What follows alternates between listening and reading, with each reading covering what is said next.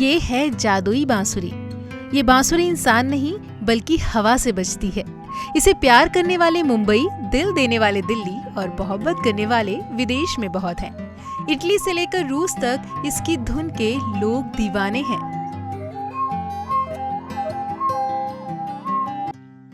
अब आप ये सोच रहे होंगे कि ये बांसुरी बनती कहाँ है, इसे बनाता कौन है और इसे खरीदता कौन है। तो चलिए इन सारे सवालों के जवाब पाने के लिए आपको चलना होगा बस्तर के नारायणपुर।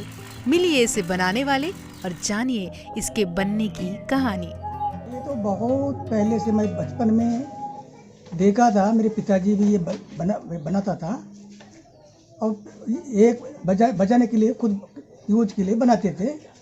फिर रात में घोटुल वोटुल होता था तो वो बजाते हुए उसको जाते थे ताकि सांप या जानवर रास्ता से दूर हटेगा बोल के, उसका आवाज़ से थोड़ा जानवर वानवर हटते थे, इसलिए इसको बनाते थे।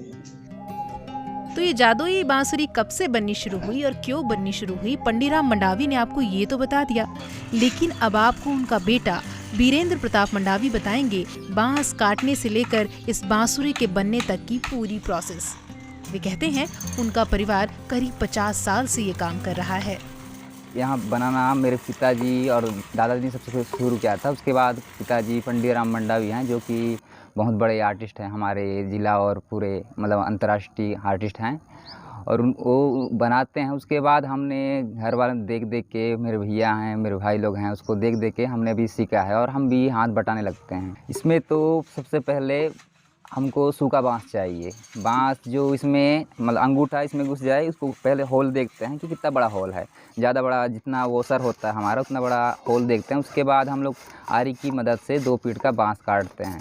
उसके बाद हमारा जो छड़ी होता है उसको गर्म करके हम इसके जो गठान होते हैं, इसको नोट्स भी बोलते हैं, उसको हम लोग पहले छेद करते हैं। 2 नोट्स होते हैं, 3 नोट्स। उसके बाद उसको पूरा छेद करते हैं हम। उसके बाद बसूला की मदद से उसको पूरा सफाई करते हैं, बाहर का जो आउटर लेयर होता है उसको बाहर, जिससे कि उसको डिज़ाइन आसानी से हो जाए। उसके बाद पूरा सफाई होने के बाद इसमें 3 वॉशर फिट करते हैं। वॉशर में इसमें हम वैक्स लगाते हैं, जो मधुमक्खी ट्रेडिशनली मधुमक्खी का जो छत्ता का होता था उसको लोग लगाते थे, अभी वो नहीं मिलता तो अभी वैक्स यूज़ करते हैं। उसके बाद पूरा सफाई होने के बाद उसमें अलग अलग प्रकार की चाकू होते हैं, उसमें हम छोटा बड़ा डिज़ाइन के हिसाब से देखते हैं। उसको कोयले में हम लोग गरम करते हैं। उसके बाद पूरा डिज़ाइन बनाते हैं। इस प्रकार इसका जो प्रक्रिया होता है पूरी होती है। कम से कम एक बनाने में इसका कम से कम 2 घंटा, या जो अगर एक्सपर्ट कारीगर हो तो उसे जल्दी बना लेता है 1 घंटे के आसपास। बांसुरी बनने की पूरी प्रोसेस देखने के बाद अब आपके जहन में ये सवाल आया होगा कि इसकी कीमत क्या होगी। भले ही अबूझमाड़ में इसका दाम ना मिलता हो, लेकिन विदेश में ये 1000 रुपए तक बिकती है। इटली में इसकी ऐसी दीवानगी है कि वहाँ के मिलान शहर के लगभग हर घर में आपको ये बांसुरी मिल जाएगी। नई दिल्ली के एक्सपोर्ट हाउस ने हाल ही में 2000 बांसुरी का ऑर्डर दिया है।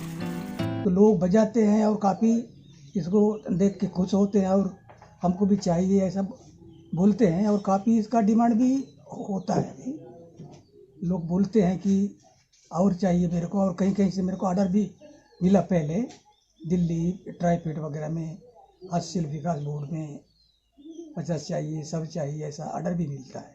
मैं दिल्ली ले गया था तो जापान से आए थे स्कूल बच्चे, काफ़ी खरीद लिए उन्होंने भी, और मैं इसको 99 में इटली विदेश में भी ले गया था, वहाँ भी काफ़ी लोग खरीदे और काफ़ी लोग इसको पसंद भी किए।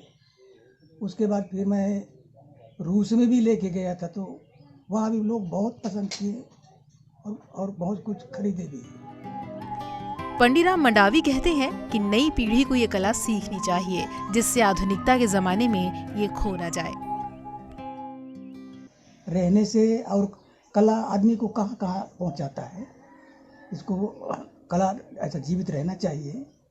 अगर नहीं सीखेंगे तो कला तो ख़त्म हो जाएगा, और इस कला का कहीं कहीं ट्रेनिंग वगैरह चलाना चाहिए सरकार को भी, और इसको सीखना चाहिए, तभी ये बचेगा, नहीं तो ख़त्म होगा। अनोखे बस्तर, अनूठे अबूझमाड़ की इस जादुई बांसुरी की ट्रेनिंग के लिए सेंटर और पहचान के लिए एक बाजार मिल जाए तो न सिर्फ इसकी डिमांड बढ़ेगी बल्कि बस्तर की ये कला परचम लहराएगी।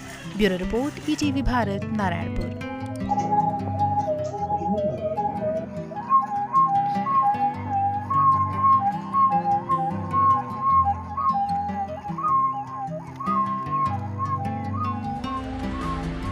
2400 घंटे लगातार खबरें देखने के लिए डाउनलोड करें ईटीवी भारत ऐप।